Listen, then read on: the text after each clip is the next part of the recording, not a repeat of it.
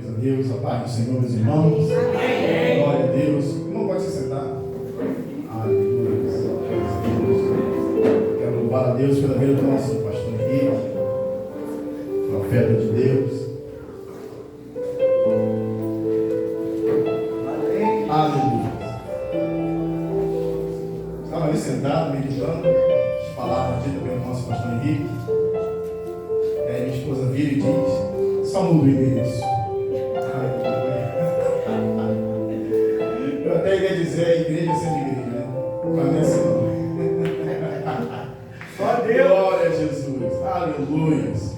De verdade, nós precisamos mudar o nosso posicionamento com relação ao reino de Deus. E às vezes nesse ponto é o que a Bíblia diz: os filhos das trevas são mais prudentes que os da luz. Mas enfim, glórias a Deus, que nos dá a vitória por nosso Senhor e Salvador Jesus Cristo. Estamos aqui lembrados pela misericórdia do pastor Henrique, lembrou de nós, nos convidou a estar aqui nessa semana para ministrar sobre a vida dos irmãos. Com certeza, muitos já passaram por aqui com tamanha sabedoria e eloquência e transmitiram aos irmãos palavras abençoadoras, palavras de fé, de esperança, palavras vindas do céu ao vosso coração. Não com a mesma eloquência, mas com certeza palavras vindas do céu estará sendo ministrado ao seu coração nesta noite. Com certeza o vosso pastor Henrique também tem nutrido bem as suas ovelhas com as palavras ministradas nesse altar. E nós apenas queremos corroborar com essa ministração em nome de Jesus. Sem muita demora, sei que muitos irmãos vieram direto do trabalho, outros irão trabalhar amanhã.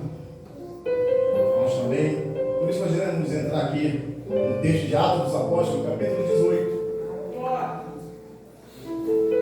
Do versículo 1 ao versículo 10, só para você entender o contexto, do versículo 1 até o 10. Depois disso, Paulo saiu de Atenas e foi para a cidade de Corinto. Encontrou ali um judeu chamado Áquila, que era da província do Ponto. Fazia pouco tempo que ele tinha chegado da Itália com Priscila, a sua esposa. Eles tinham saído de lá, porque o imperador Cláudio havia mandado, dizendo que todos os judeus fossem embora de Roma. Paulo foi visitá-los e acabou ficando ali para trabalhar com eles, porque a profissão de Paulo e a deles era a mesma, isto é, fazer barracas ou tendas. E todos os sábados ele falava na sinagoga e procurava convencer os judeus e não judeus. No versículo 5 vai dizer: depois que Silas e Timóteo chegaram da província da Macedônia, Paulo começou a dar todo o seu tempo para anunciar a mensagem. Ele afirmava aos judeus que Jesus é o Messias. Mas alguns deles ficaram contra Paulo e o xingaram. Então, em sinal de protesto, ele sacudiu o pó das suas roupas e disse: se vocês se perderem, os culpados serão vocês mesmos.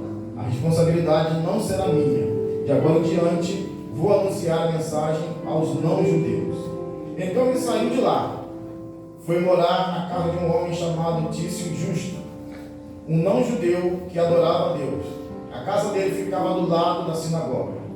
Cristo, que era o chefe da sinagoga, também creu no Senhor Jesus. E todas as pessoas de sua casa também creram. Muitas pessoas da cidade de Corinto ouviram a mensagem, creram e foram batizadas. Certa noite, Paulo teve uma visão e nela o Senhor disse: não tenha medo, continue falando e não se cale, porque eu estou com você. Ninguém poderá fazer mal algum, pois muitas pessoas dessa cidade são minhas. Amém. Glória a Deus. Estamos aqui para ministrar essa poderosa palavra de Deus. E estive lá em Vassouras, visitando o pastor Marcos, tempo atrás aí. Mando um abraço para você, saudade. E estivemos lá, graças a Deus. Estamos lá, dormimos lá na casa dele, viemos no outro dia. Aliás, fiquei 2 dias lá, hospedado lá. Aí quando eu cheguei lá, eu falei: pastor, convém pousar em sua casa. Aí ele gritou: amor, Jesus chegou. Oh, misericórdia. Mas enfim, mando um abraço para você. Gente, rapidamente, para entrar nessa introdução, para você entender isso que nós lemos. Paulo estava em Corinto, anunciando a palavra do Senhor. Então ali ele conhece duas pessoas, Áquila e Priscila, um casal. E esse casal logo se comunicou a alma de Paulo com a deles, e eles ficaram muito íntimos, ficaram amigos, a ponto de eles até salvarem a vida de Paulo algumas vezes. E Paulo continua ali, começa a trabalhar com eles, porque eles trabalhavam com couro, começaram a construir tendas. E ali então Paulo começa a anunciar a palavra, e em algumas cidades havia sinagogas. O que eram sinagogas? Sinagogas eram alguns templos judaicos, ou mini templos judaicos, onde era ali ministrada a Torá, estudados os profetas. Não eram templos, mas eram pequenos templos onde eles se reuniam. Os judeus se reuniam então para discutir a Torá, discutir as leis, os profetas. E então, cada cidade que havia judeus, havia então uma sinagoga.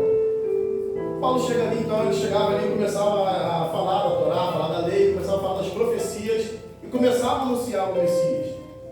Porém, muitos judeus ali não creram, e além de não crer, começaram a hostilizar o apóstolo. Ele então pega ali uma amizade com Tício, o justo, que esse mostrava interesse nas coisas de Deus. E ele então ajuda Paulo, abraça Paulo. Paulo fica morando com ele algum tempo.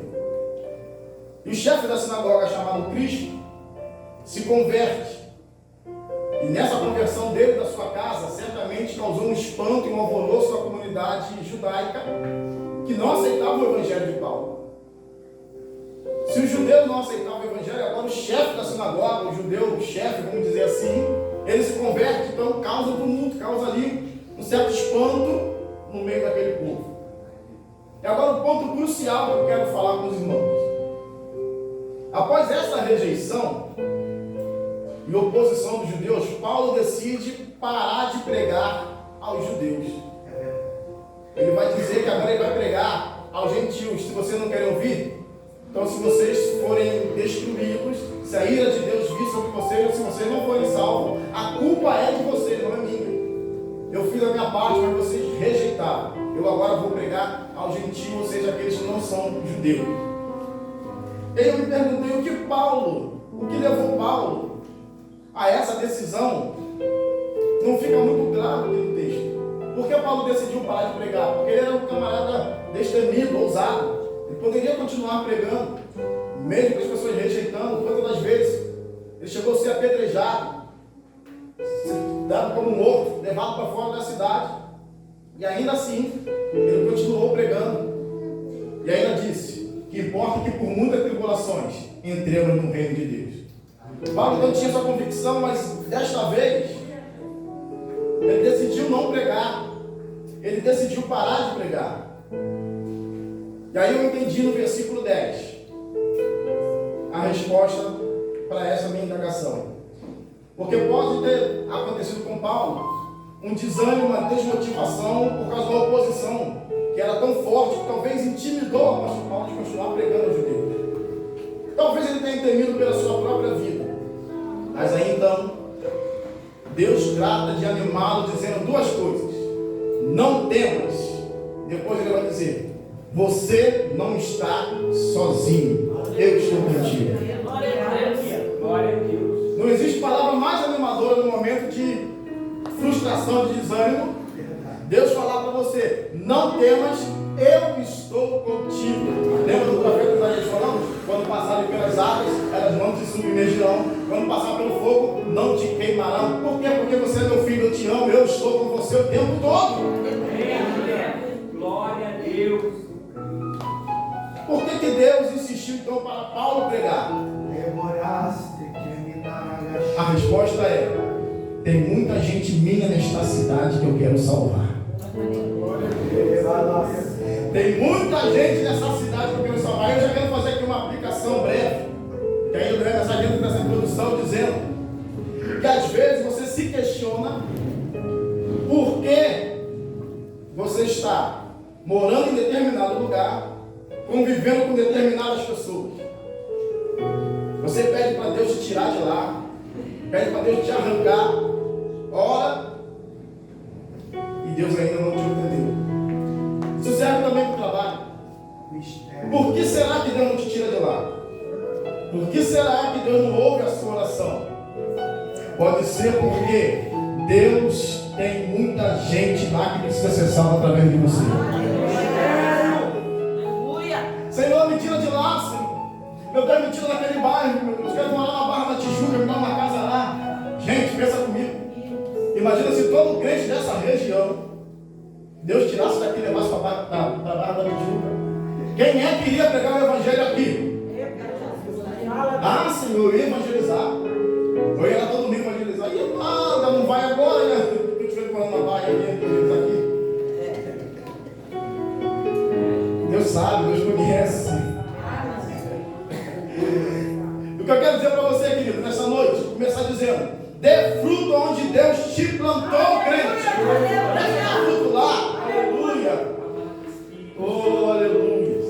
Meus irmãos, eu quero agora dividir então essa aplicação aqui, dessa palavra que nós lemos, escolhemos em duas partes. Espírito de revelação.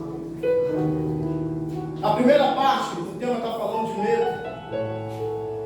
Aleluia. E esse medo será silenciado na sua vida pelo poder do nome de Deus. Aleluia, Jesus.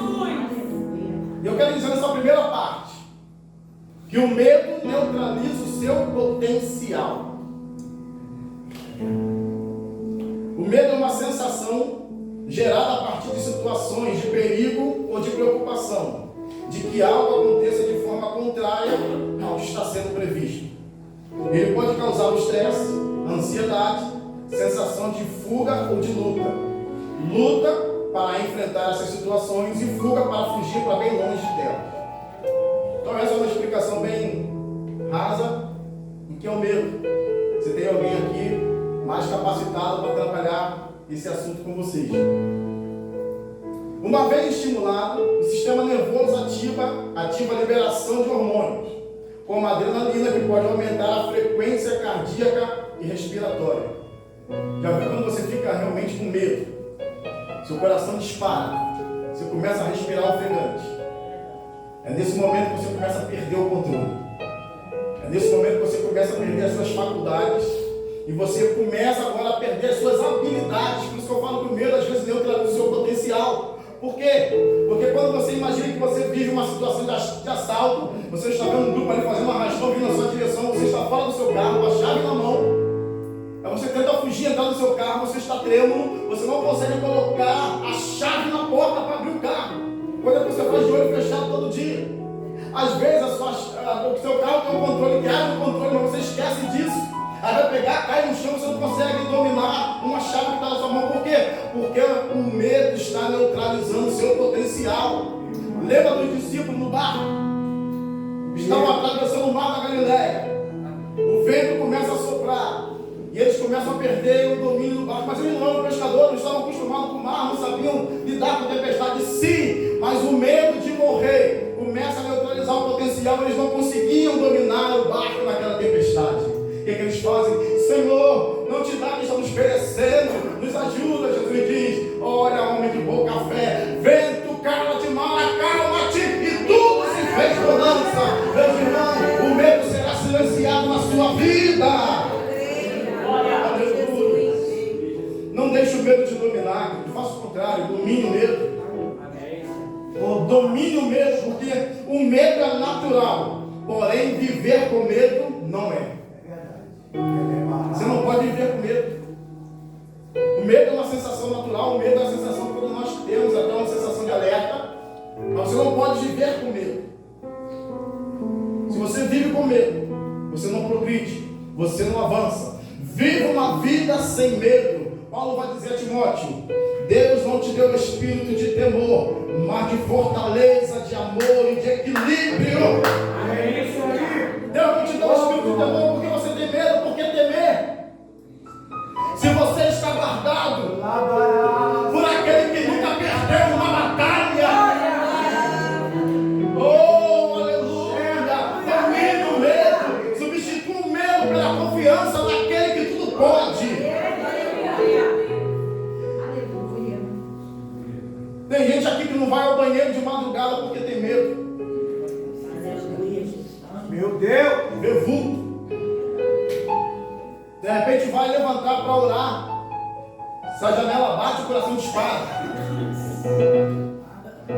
Se o vento sopra mais forte, faz aquele barulho mais Ele cobre a cabeça com medo. Gente, domine o medo. Certa vez uma irmã na igreja, ela falou comigo, pastor, outro dia eu fui orar. Era meia-noite, meia-noite e pouco, eu estava orando. Na minha oração está falando, Deus fala comigo, me dá um sinal. Envia um anjo para falar comigo, para me dar uma resposta. E aí de repente ela sentiu uma mão no ombro dela, ela deu um grito tão grande, apavorada. Quando ela abriu o olho, era o filho dela chamando ela, mãe. Menino, pelo amor de Deus, eu olhando aqui, imagina o olho, você me coloca. Imagina o susto, imagina o susto. Gente, às vezes nós não estamos preparados a ver para aquilo que nós estamos pedindo. Mas se prepare, quando você receber, você não vai se assustar, porque Deus tem coisas infinitamente mais para te dar daquilo que você está pedindo ou pensando. Aleluia.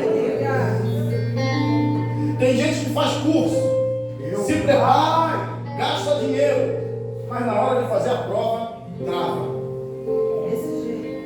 Não consegue fazer a prova. Gente que atrasa o chamado ministerial, porque tem medo de assumir a responsabilidade. Mesmo o pastor chama para ser líder de célula, para ser líder de juventude, para assumir uma posição na igreja. Ele não quero, não posso. Tem medo de atrás do chamado de Deus, porque quando o pastor chama, está sendo direcionado por Deus. Aleluia, Deus. E às vezes ele trava esse chamado. Quero dizer para você que se você se preparou, se você estudou, parte para cima. Entrega nas mãos do Senhor Deus. Eu fiz a minha parte, preparei, estudei, mas agora entrega nas tuas mãos. Me ajuda, me dá vitória nesta causa. Deus vai abrir as portas para você. Nós perdemos grandes oportunidades por causa do medo. Perdemos grandes portas abertas por causa do medo. Domine o medo. O medo não pode fazer parte do seu cotidiano. Tem gente que se passar por uma calçada e vê uma oferenda, ele muda de calçada, porque tem medo. Quem é que está contigo? Quem é que é maior? A quem Deus deu poder e autoridade? Meu Deus, eu tenho a nossa vida. O Evangelho de João, capítulo 1, versículo 12, vai dizer: mas a todos quantos receberam, deu-lhes o poder, a autoridade, o direito de agir como filhos de Deus, aos que creem em seu nome. Se você foi chamado por Deus e crê no nome de Jesus, tem a autoridade de Deus na tua vida, meu irmão. Não tenha mais. Deus vai silenciar no medo na tua vida. Não deixe o medo neutralizar o seu potencial. Quando Deus chega para Gideão, Deus chega para Gideão e fala para ele o quê? Varão valoroso, o Senhor é contigo. Só que quando você olha, você vê que Gideão está malhando trigo do lagar, ou seja, um lugar onde prensa uva, ele está trabalhando trigo, talvez escondido. E aí quando o anjo começa a falar com ele, ele vai falar: mas eu sou menor, a minha família é menor. Mas ainda assim Deus chama ele de homem valente, varão valoroso. Por quê? Porque às vezes o medo não deixa que você perceba quem você é de verdade. Gideão não sabia que ele era valente. Gideão não sabia que era corajoso, mas Deus sabia. Por isso Deus chama ele homem valente, varão valoroso. Eu sou contigo. Deus está falando com alguém aqui hoje. Eu sou contigo. Você é valente, você é poderoso porque você está comigo. Você é filho de Deus. Não deixe o medo te dominar. Domine o medo. Domine o medo, você vai ver portas abrindo sobre a sua vida. Domine o medo, você vai ver o que Deus tem para fazer na sua casa. Domine o medo, você vai ver portas especiais sendo abertas para você. Eu creio, Senhor. Você acha que quando Sadraque, Mesaque e Abednego estavam sendo levados para a fornalha, não bateu um certo medo, uma certa ansiedade deles? Sim, eram homens. Mas eles aprenderam a dominar o medo como? Ele vai dizer: podemos ser lançados da fornalha sim, mas nós nunca nos prostraremos, porque se o Senhor quiser nos livrar, Ele vai nos livrar. Senão, nós morreremos. Ele substituiu o medo pela confiança naquele que tudo pode. Você acha acha que Daniel não ficou preocupado aí para a cova para ser devorado por leões? Ser devorado por leão não é uma injeção letal que você vai morrendo aos poucos, vai dando aquele soninho, claro. Você vai morrendo aos poucos, sentindo dores, sendo estraçalhado. Acha que Daniel não ficou preocupado com isso? Mas ainda assim, ele vai para a cova e vai dizer: se o Senhor quiser me livrar, ele vai me livrar, fique tranquilo. E ainda assim ele sai de lá e desce. Ele substitui o medo pela confiança naquele que ele pode. Eu não sei o que está te causando medo nesta noite. Eu não sei o que está te causando pavor durante a sua trajetória, na sua casa, na sua alma. Mas uma coisa eu sei: maior é o Deus que você serve do que esse medo. E Ele vai silenciar esse medo na sua vida hoje. Em nome de Jesus, que a igreja começa a adorar.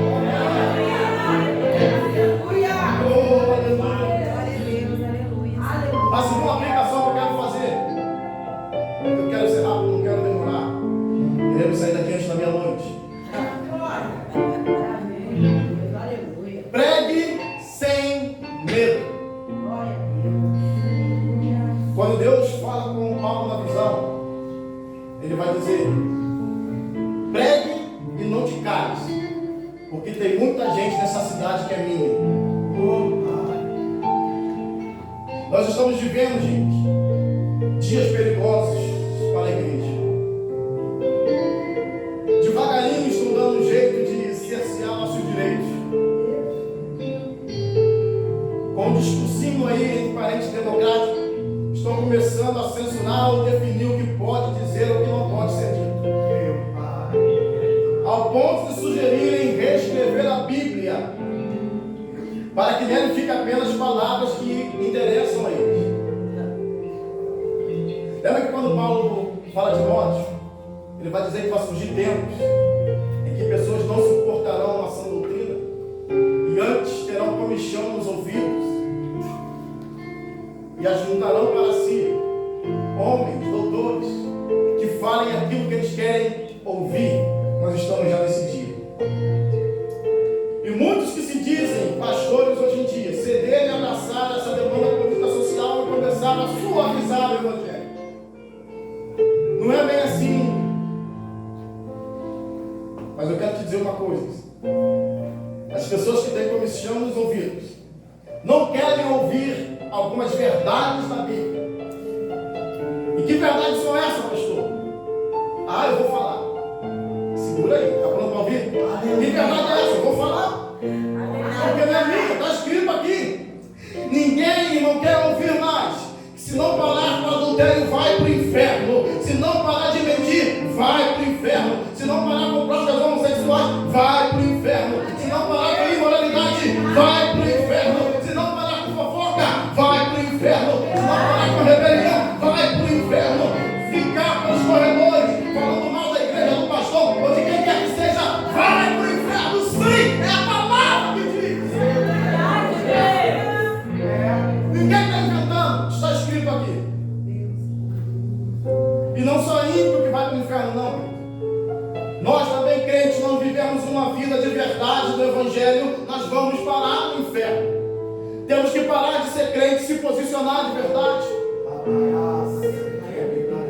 Estão querendo cercear, calar a verdade do Evangelho. Mas a Bíblia está listando quem é que vai herdar o reino do céu e quem é que não vai herdar. Sabe quem é que não vai herdar? Apocalipse 22:15. Fora ficarão os cães, os que praticam feitiçaria, os que cometem imoralidade, os assassinos, os idólatras e todos que amam e praticam mentira. Apocalipse 21:8. Mas quanto aos medrosos, os incrédulos, abomináveis, os homicidas, os adultérios, os feiticeiros e idólatras e todos os mentirosos, a sua parte será no lago ardente de fogo e enxofre, que é a segunda morte. 1 Coríntios 6, 9, 10 e 11. Não sabeis que os injustos não herdarão o reino de Deus? Não vos enganeis, nem devassos, nem idólatras, nem adúlteros, nem afeminados, nem sodomitas, nem os ladrões, nem avarentos, nem os bêbados, nem maldizentes, nem roubadores herdarão o reino de Deus.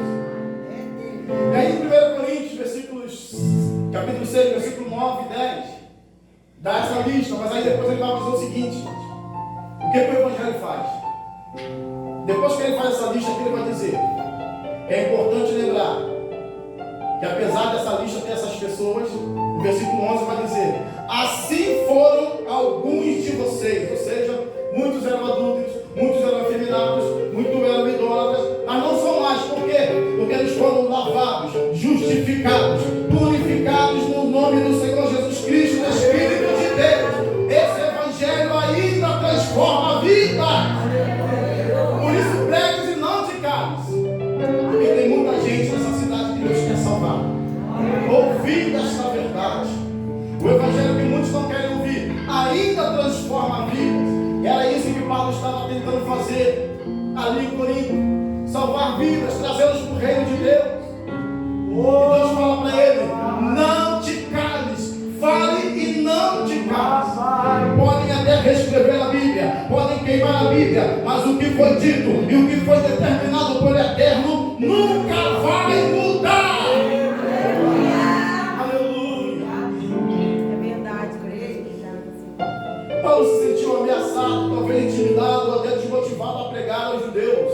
Porém, Deus disse: porque eu estou contigo e ninguém te acometerá para te fazer mal, pois tenho muito povo nesta cidade. Enquanto Deus tiver um propósito contigo, ninguém te toca. Enquanto Deus tiver um propósito para a igreja nessa terra, ninguém toca na igreja do Senhor. Aleluia! Ele pode até permitir a fornalha, mas não vai permitir que o fogo te queime. Ele pode até permitir a cova, não vai permitir que o leão te morda. Aleluia! Deus vai silenciar o medo na sua vida, o medo de pregar, o medo de anunciar. Deus vai calar isso em nome de Jesus. Mas pastor, como é que eu posso vencer o medo? Como nós falamos, o medo é uma reação natural. E existem recursos humanos para isso. Médicos, psicólogos. Mas existe também o socorro de Deus. Existe o socorro do céu, que é Deus. Confie nele quando você estiver inseguro. Confie nele quando você temer. Confie nele o tempo todo. O salmista vai dizer: quando eu temer, hei de confiar em ti. Aleluia. Quando tiver medo, confie no Senhor. É assim como um pai segura na mão do filho. Deus vai segurar na sua mão no momento de medo. O salmista, no Salmo 23, ele vai dizer o seguinte: Senhor é o meu pastor, de nada terei falta. Deitar-me faz em verdes pastos, guia-me mansamente a águas tranquilas, refrigera a minha alma, guia-me pela vereda da justiça, por amor do teu nome. E ainda que eu andasse pelo vale da sombra e morte, não temeria mal algum, porque tu estás comigo, a tua vara e o teu cajado me consolam. Reparou a sequência? Águas tranquilas, pastos verdejantes, refrigério de alma. Mas no meio dessa trajetória, pode haver um momento que você tem que passar pelo vale de sombra e morte, que dá medo. Mas ainda que você precise passar, o Senhor vai passar com você, segurando a sua mão. Você não está sozinho. Lembra que Jesus falou para Paulo? Não tenha medo, eu estou contigo. Deus está com você nesta noite. Tenha uma confiança inabalável no Senhor. O problema é que quando nós temos medo, nós deixamos o medo nos dominar, neutralizar o nosso potencial, calar a nossa voz profética. Mas uma coisa eu aprendi: eu preciso ter uma confiança inabalável no Senhor. Sabe o que é confiança inabalável? Uma confiança que não cai. Ela fica mais forte que o medo.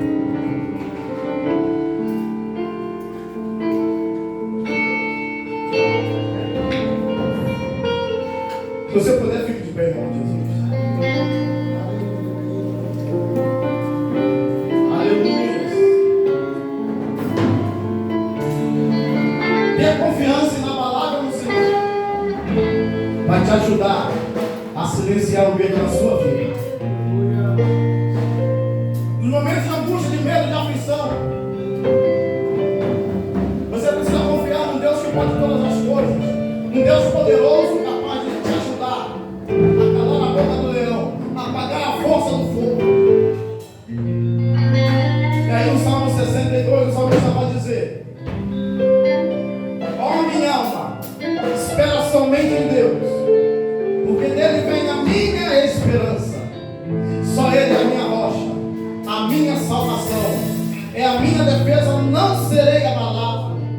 Deus está a minha salvação e a minha glória, a rocha da minha fortaleza, o meu refúgio está em Deus. No versículo 8 ele vai dizer: confiai nele, ó povo, em todo o tempo, derramai perante ele o vosso coração, Deus é o nosso refúgio.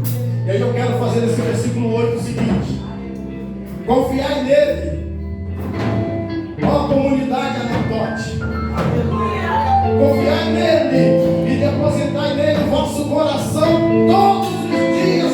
Deus é o vosso refúgio. Salmo 46 vai dizer: Deus é o nosso refúgio e fortaleza, socorro bem presente na angústia, pelo que não temeremos ainda que a terra se mude, ainda que os montes se abalem pela sua braveza, ao vivo e as correntes navegam a cidade de Deus, o santuário da morada do Altíssimo, Deus está no meio dela, não será abalada. Deus ajudará ao romper da manhã, as nações se engrandeceram, os reinos se moveram, ele levantou a sua voz e a terra se derreteu. O Senhor dos exércitos está conosco, o Deus de Jacó é o nosso refúgio. Vinde, quando ele vai nas obras do Senhor, que desolações tem feito na terra. Ele vai cessar a guerra até o fim da terra. Ele quebra o arco, corta a lança, segue o carro do fogo. Atentai-vos, e sabei que eu sou Deus. Ele exalta as nações, ele exalta sobre a terra. O Senhor dos exércitos, o Senhor dos exércitos está conosco. O Deus de Jacó é o nosso refúgio. Aleluia! Se ele é o teu refúgio, para que temer? Se ele é a tua fortaleza, para que temer? Se é ele que quebra o arco, é ele que corta a lança, é ele que queima o carro no fogo, ele é o teu rochedo, a tua fortaleza, o teu forte, o leão da tribo de Judá, aquele que levanta, aquele que abate, ele é o Senhor. Jeová Jireh.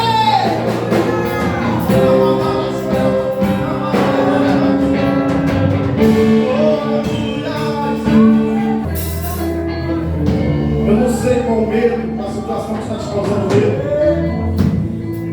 porque normalmente nós temos medo também do novo, do que está por vir. Às vezes, a notícia está lá em São Paulo e você já está apavorado aqui. O Datena está anunciando uma tempestade, está inundando tudo em São Paulo, você já está colocando casaco, já está pegando bote aqui no Rio de Janeiro. Temer por quê? Se você serve aquele que nunca perdeu uma batalha. Temer por quê? Se você tem um Deus que cuida de você e nunca te abandona. Certa vez ele disse para o seu povo: olha, pode uma mãe esquecer do filho que amamenta? Mesmo que isso aconteça, todavia eu, o Senhor, nunca me esquecerei de ti. Deus tem cuidado de nós o tempo todo. Deus tem cuidado de mim e de você. Ele não vai te abandonar. Por isso ele disse para o apóstolo Paulo: eu estou com você, e quem poderá te fazer mal algum? Não tenha medo. Pregue. Não tenha medo. Conquiste. Não tenha medo. Entregue tudo nas mãos daquele que tudo pode. E você vai ver o medo ser silenciado na sua vida. Tenha essa convicção. Eu não sei o que está acontecendo na sua casa, na sua família, mas Deus está me tocando agora para você estender a mão sobre a sua casa neste momento, na direção da sua casa, do seu lar, não sei onde é.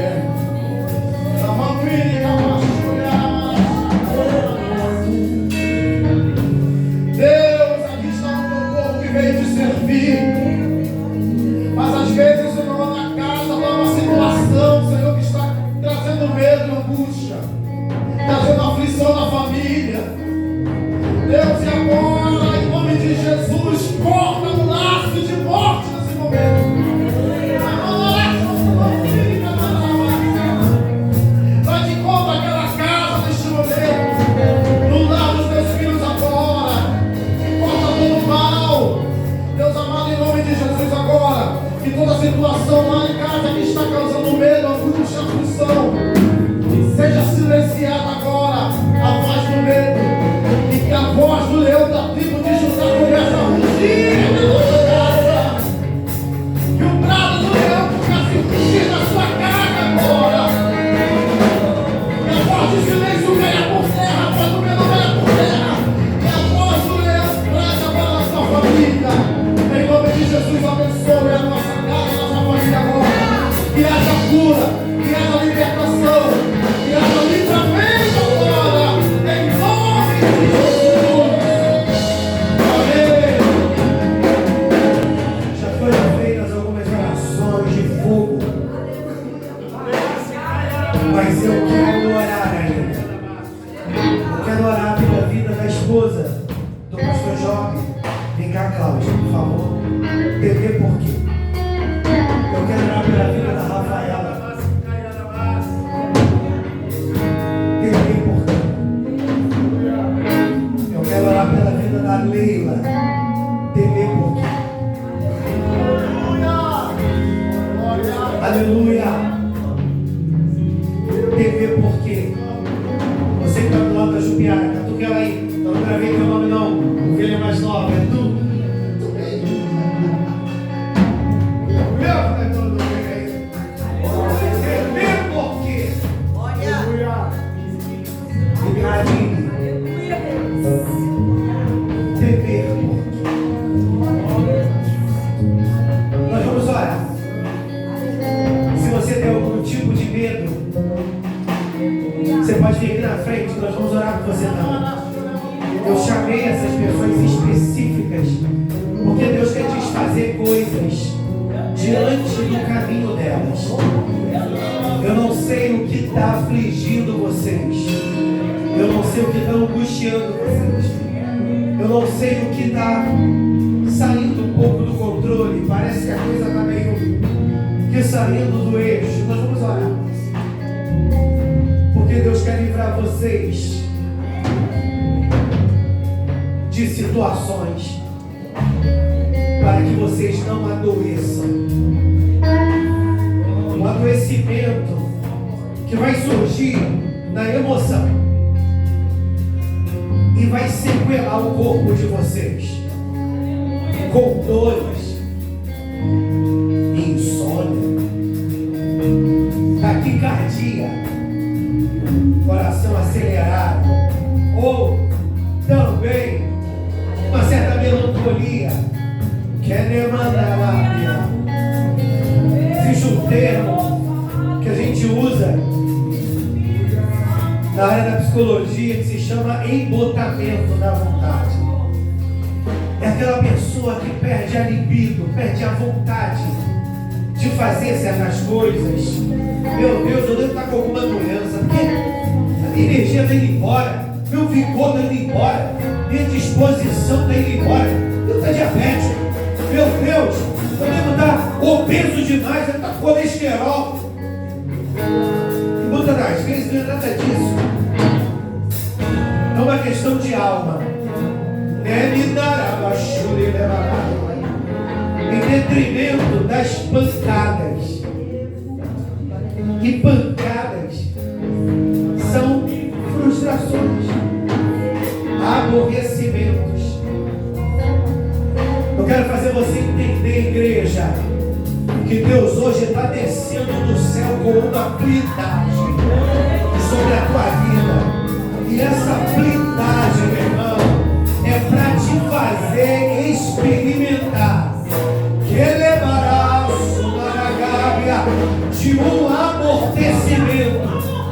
O mundo pode estar de perna para os ares, tua casa pode dar um Deus nos acuda, e alguém vai olhar para você e vai te perguntar, mas está todo mundo em pânico, e você calmo, sereno e tranquilo. Não, eu estou no Senhor, eu estou no Senhor, eu estou no Senhor. Daniel,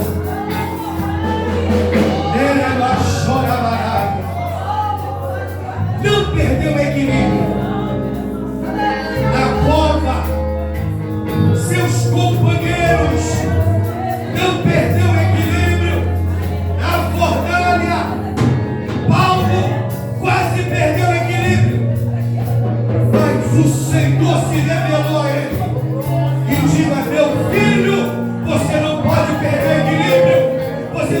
precisa se manter equilibrado.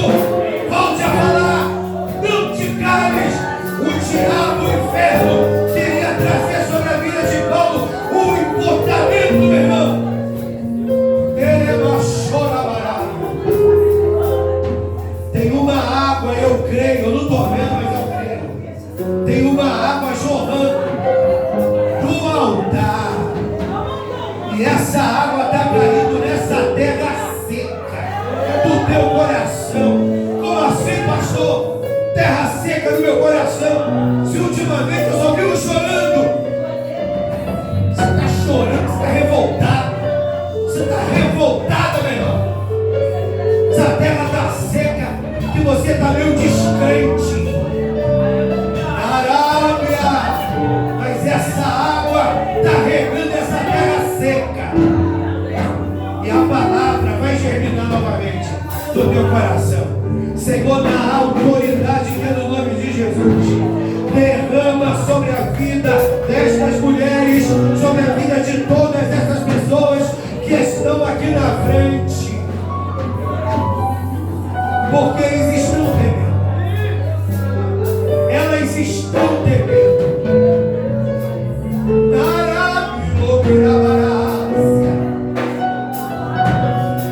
Farão arrancar essa camisa de forças que o inferno quer colocar sobre a vida deles, para eles, Senhor, enlouquecerem, para eles, Senhor, ficarem como olheiras, porque não dormem mais. Joga por terra essa camisa de força que veio para ele e para ela, tá com esse pico de pressão. Controla aí açúcar nesse sangue. Varão, envia a insulina do céu. Envia a insulina do céu. Senhor, como está sendo difícil levantar da cama. Como está sendo difícil levantar da cama.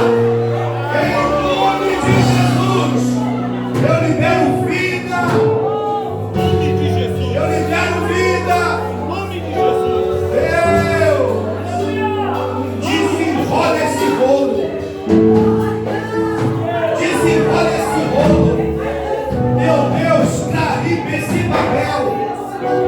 Libera para ela o que precisa se liberar. Meu Deus, se alguém aprisionou ela. Se alguém aprisionou ela, Deus,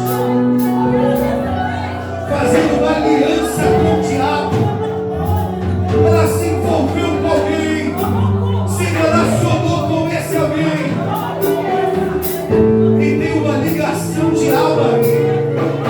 Senhor, isso não é amor, é paixão,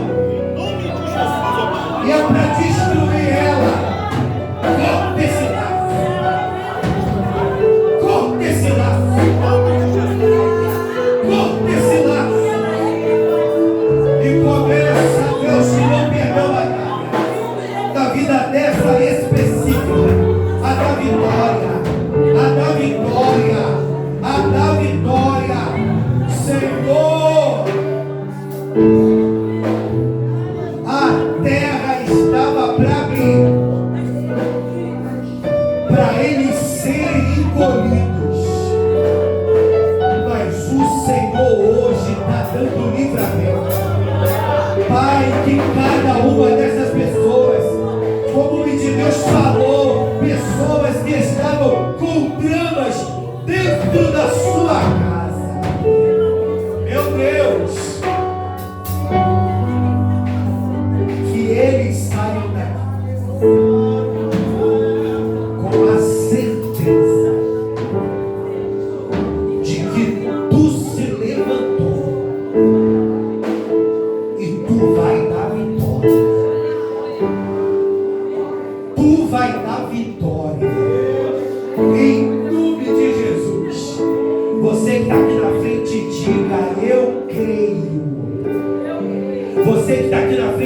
Diga, eu creio que eu estou recebendo vitória. Em nome de Jesus. Pode voltar no seu lugar. Se eu estou guardado por quem nunca perdeu atrás, meu nome é Jeová Jireh, e nas noites eu creio em ti. Haja o que houver, venha o que vier, e nas noites eu creio em ti. Eu não vivo no que vejo, vivo no que creio, e nas noites eu creio em ti. Você vai celebrar Deus com suas palmas.